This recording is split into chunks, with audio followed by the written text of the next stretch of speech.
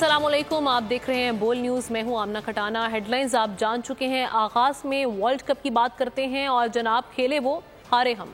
New Zealand की शानदार फतह ने एक शॉट में 2 टीम्स बाहर कर दी। श्रीलंका की शिकस्त के बाद पाकिस्तान और अफगानिस्तान वर्ल्ड कप की दौड़ से आउट हो गए।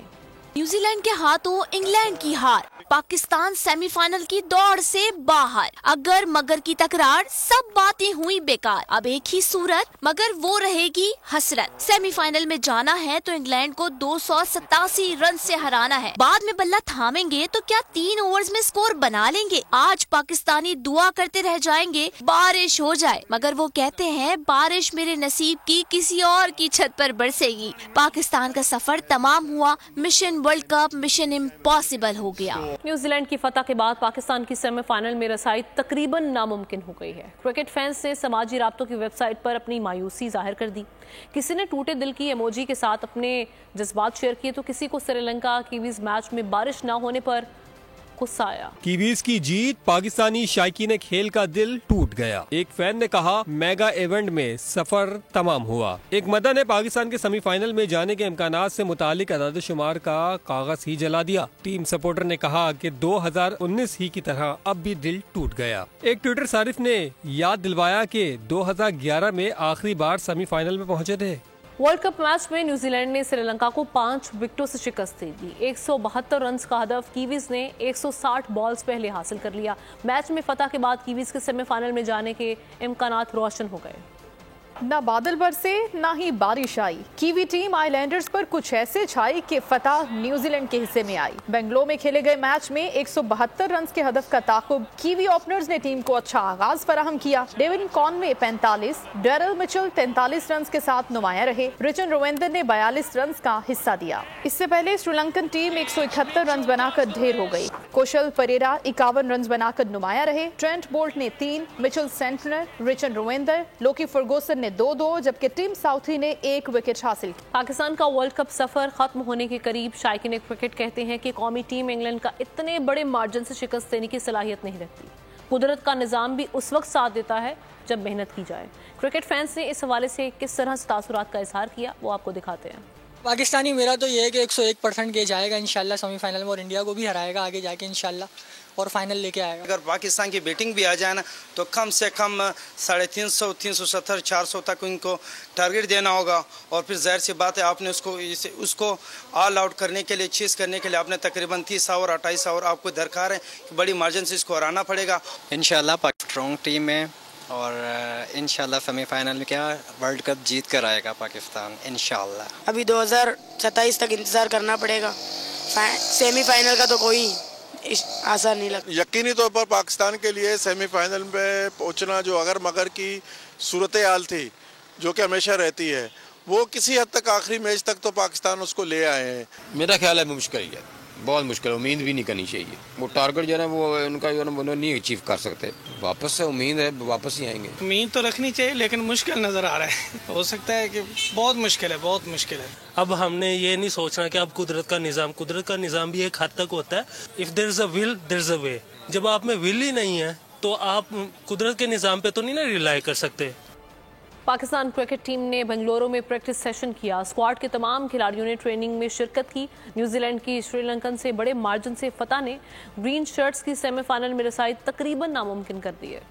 इसके दौरान प्लेयर्स ने बैटिंग और बॉलिंग पर काम किया। फास्ट बॉलर्स तवज्जो का खास मरकज रहे। शाहीन आफरीदी, हारिस रऊफ, हसन अली, वसीम जूनियर और जमान खान ने एक्सपीरियंस डिलीवरी से बल्लेबाजों का जमकर इम्तिहान लिया। बाबर आजम, फखर जमान, रिजवान और दीगर बैटर्स ने इंग्लैंड से होने वाले मैच के लिए तैयारी की। ग्रीन शर्ट्स हफ्ते को इंग्लैंड से टकराएंगे।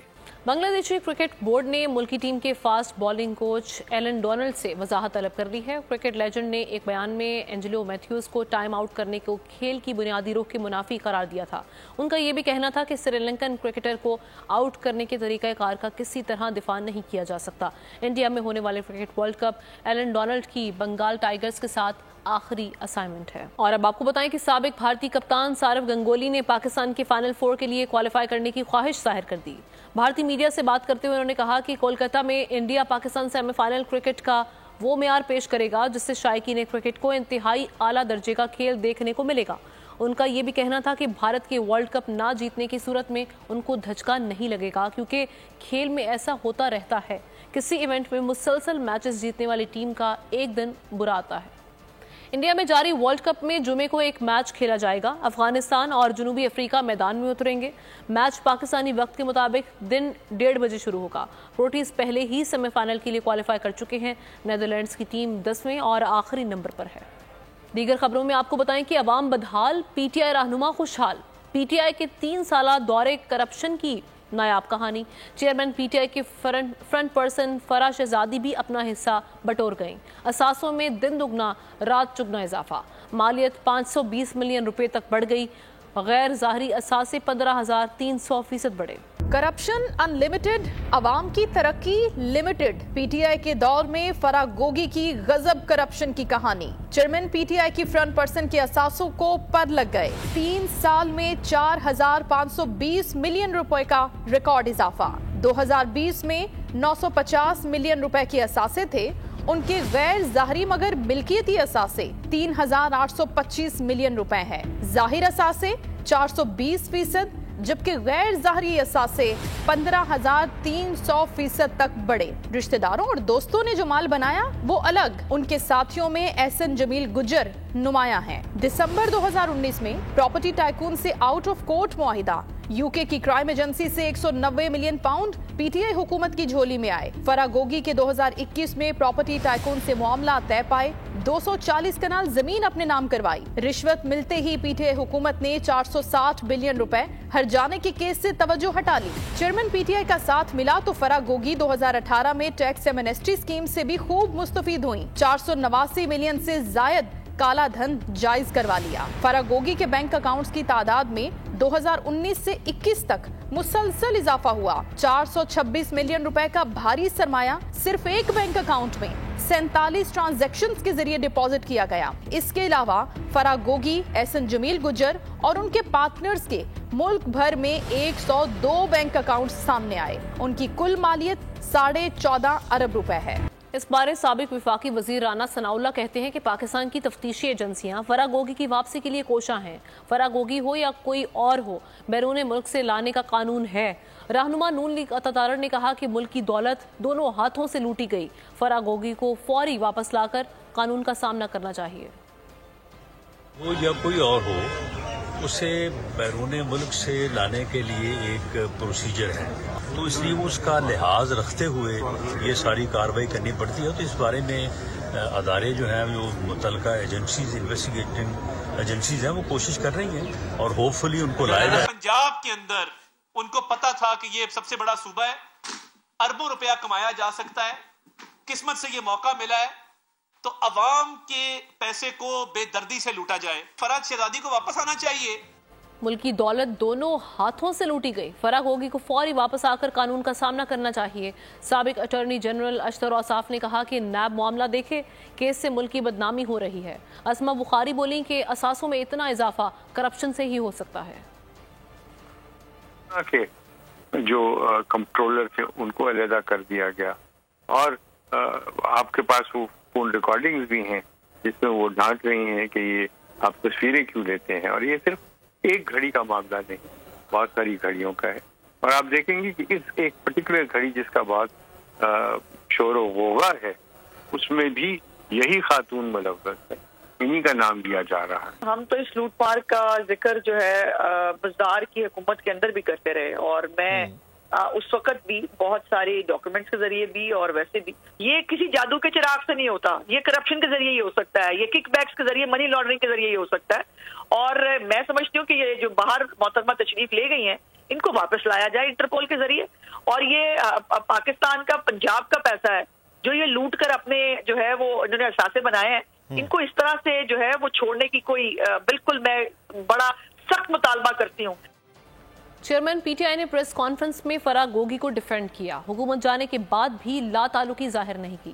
رہنما ایم کیو ایم پاکستان مصطفیٰ کمال کی بول کے پروگرام ایسے نہیں چلے گا میں گفتگو۔ مزید کہا کہ اگر چیئرمین پی ٹی آئی کی ناک کے نیچے سب کچھ ہو رہا تھا تو وہ نااہل ہیں۔ پی ٹی آئی حکومت میں کرپشن کے لیے وزیر اعظم ہاؤس استعمال ہوا۔ جب آپ یہ کوئی ان سے لا تعلق نہیں کر رہے. جب ان کی حکومت گئی ہے اس کے بعد جو انہوں نے پہلی پریس کانفرنس کی حکومت جانے کے بعد, لوگ یہ سمجھے کہ یہ اپنے کارنامے بتائیں گے 4 سالوں میں کہ لوگوں کے لیے کیا کیا. انہوں نے پہلی پریس کانفرنس میں آ کے کہا کہ فرح گوگی بے قصور ہے, فرح گوگی بیچاری ہے. فرح گوگی کو انہوں نے ڈیفینڈ کیا پوری پریس کانفرنس میں. اگر عمران خان صاحب کو ان ساری چیزوں کا پتہ نہیں بھی تھا نا, جب بھی وہ اس سے زیادہ قصوروار ہیں, اس لیے کہ اس کا مطلب وہ اہل ہی نہیں ہے اس پوزیشن پہ اور اس رتبے پہ رہنے کے, کہ جن کے گھر میں جو ہے وہ ڈاکو بیٹھے ہوں, ان کی ناک کے نیچے سب کچھ ہو رہا تھا انہیں پتا, پھر بھی وہ اس پوزیشن اور لیڈر ہونے کے قابل نہیں ہے یا وزیر اعظم ہونے کے قابل نہیں ہے, پھر اس عہدے کے لیے پھر نااہل ہیں اگر ان کو پتہ بھی نہیں تھا اس کا. ان کا ریفرنس تو عمران خان صاحب تھے, وزیر اعظم ہاؤس تھا, وزیر اعظم آفس استعمال ہوا ہے باقاعدہ ان ساری چیزوں میں. توہین الیکشن کمیشن اور چیف الیکشن کمشنر کیسز سماعت کے لیے مقرر کر دیے گئے ہیں. چیئرمین تحریک انصاف کے خلاف توہین الیکشن کمیشن کیس کی سماعت 13 نومبر کو ہوگی. چیئرمین تحریک انصاف کے خلاف فرد جرم کی کارروائی عمل میں لائی جائے گی. اسد عمر فواد چودھری کے خلاف توہین الیکشن کمیشن کیس کی سماعت بھی 13 نومبر کو ہوگی. اسد عمر فواد چودھری کو ذاتی حیثیت میں طلب کیا گیا ہے. الیکشن کی آمد ہے, سیاسی جماعتیں متحرک ہیں. مسلم لیگ نون نے بھی قائد میاں نواز شریف کی ہدایت پر سیاسی سرگرمیاں تیز کر دی ہیں. ایم کیو ایم پاکستان کے ساتھ پھر بیٹھک لگے گی. مسلم لیگ فنکشنل سے بھی اہم مشاورت کی جائے گی. شہباز شریف اس حوالے سے کہتے ہیں کہ ترقی کا سفر پھر شروع کریں گے.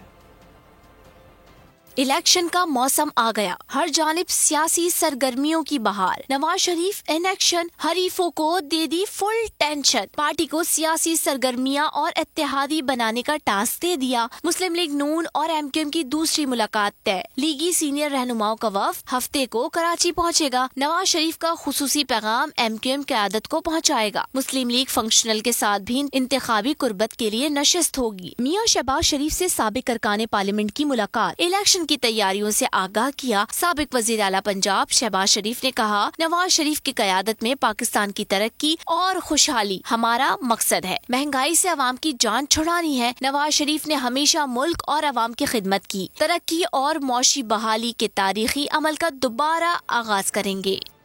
ایم کیو ایم پاکستان کا اہم اجلاس آج طلب. مسلم لیگ نون سے عام انتخابات میں اتحاد پر مشاورت ہوگی. رابطہ کمیٹی کو میاں نواز شریف سے ہونے والی ملاقات سے آگاہ کیا جائے گا. آمد سیاسی سرگرمیاں تیز, جوڑ توڑ بھی شروع.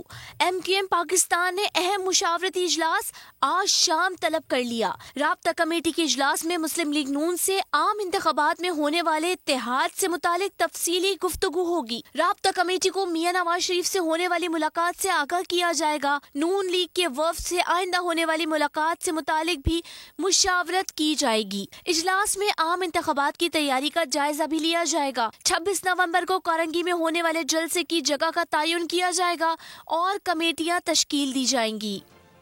نیا پاکستان ہم بنائیں گے. 75 سال میں جو کام نہیں ہو سکے وہ کریں گے. استحکام میں پاکستان پارٹی کے رہنما جہانگیر ترین کی ٹیکسلا میں گفتگو. استحکام پاکستان پارٹی کے صدر عبدالعلیم خان کہتے ہیں کہ چیئرمین پی ٹی آئی ہمیں مدینے کی ریاست سمجھاتے تھے. انٹیلیجنس سے انہیں بتایا تھا کہ آپ کے گھر لوٹ مار کا پیسہ آ رہا ہے. ہم انشاءاللہ نئی روایت قائم کریں گے. کوشش کریں گے کہ ہم اپنا مقصد پورا کریں. کوشش کریں گے کہ ہم اپنے حق کے لیے جدوجہد کریں. کوشش کریں گے کہ ہم آپ عوام کے لیے محنت کریں. اب پرانی باتیں بھولیں, آگے دیکھیں. ہمیں سکھاتا کیا تھا مدینہ کی ریاست. مدینہ کی ریاست ہمیں سمجھاتا تھا. وہ جو انٹیلیجنس ایجنسیاں وہ آپ کو کیا بتاتی تھی؟ وہ بتاتی تھی صرف ایک بات یہی تھی کہ آپ کے گھر میں بے ایمانی کا مال آ رہا ہے. جب پتا ہو کہ میرے گھر میں لوٹ کا مال آ رہا ہے, بے ایمانی کا مال آ رہا ہے, یہ ایسا کوئی گھر ہو سکتا ہے کہ جس کے گھر میں پیسے آ رہے ہو تجوری میں اور باقی کو پتہ نہ لگے؟ کوئی ایسا گھر ہو سکتا ہے؟ اور اب آپ کو بتاتے ہیں غیر قانونی افغان شہریوں کے حوالے سے جن کی اپنے وطن واپسی کا سلسلہ جاری ہے. 8 نومبر کو مزید 4119 غیر قانونی افغان باشندے اپنے ملک چلے گئے. 251 گاڑیوں میں 702 خاندانوں کو افغانستان روانہ کیا گیا. اب تک 2,07,758 غیر قانونی مقیم افغان باشندوں کی اپنے وطن واپسی ہو چکی ہے. ڈیڈ لائن گزر جانے کے بعد بھی غیر قانونی افغان شہریوں کی اپنے وطن واپسی کا سلسلہ جاری. روزانہ ہزاروں غیر رجسٹرڈ افغان شہری بذریعہ تورخم اور چمن بارڈر واپس جا رہے ہیں. 8 نومبر کو مزید 4119 غیر قانونی افغان باشندے اپنے ملک چلے گئے، جن میں 1272 مرد، 1188 خواتین اور 1659 بچے شامل ہیں. 251 گاڑیوں میں 702 خاندانوں کو افغانستان روانہ کیا گیا. اب تک 2,07,758 غیر قانونی مقیم افغان باشندوں کی اپنے وطن واپسی ہو چکی ہے. کے پی اور بلوچستان کے مختلف اضلاع میں غیر قانونی غیر ملکی افراد کے لیے ٹرانزٹ کیمپس قائم کیے گئے ہیں، جن میں روزمرہ کی تمام سہولیات موجود ہیں. غیر قانونی مقیم افغان باشندوں کی بحفاظت اور باعزت اپنے وطن واپسی حکومت پاکستان کی اولین ترجیح ہے. سبسکرائب کریں اور بیل دبائیں تاکہ کوئی خبر رہ نہ جائے.